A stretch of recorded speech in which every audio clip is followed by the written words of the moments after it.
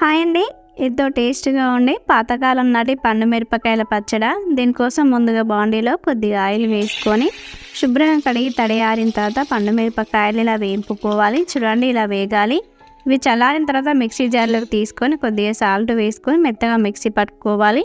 మీరు ఒకవేళ రోట్లో రుబ్బుకునే వాళ్ళైతే అలా కూడా రుబ్బుకోవచ్చు. అదే బాండ్లో ఇంకో 2 చెంచాల ఆయిల్ వేసుకొని వెల్లుల్లి, జీలకర్ర, ఆవాలు, ఎండుమిర్చి, ఉల్లికాడలు, కొద్దిగా మెంతాకును వేసుకొని వేయింపుకోవాలి. ఇలా వేగిన తర్వాత ముందుగా కట్ చేసి పెట్టుకున్న టమాటా ముక్కల్ని వేసేసుకొని ఒక 5 నిమిషాల పాటు టమాటాలను మగ్గించుకోవాలి. టమాటాలు ఇలా మెత్తగా అయిన తర్వాత మరొకసారి కలుపుకొని మనం ముందుగా మిక్సీ పట్టుకున్న కారాన్ని వేసుకొని అంతా కలిసేలా కలుపుకోవాలి. దీన్ని ఒక నిమిషం పాటు ఉంచుకొని చివరిగా కొత్తిమీర వేసేసుకొని సర్వ్ చేసుకోవడమే.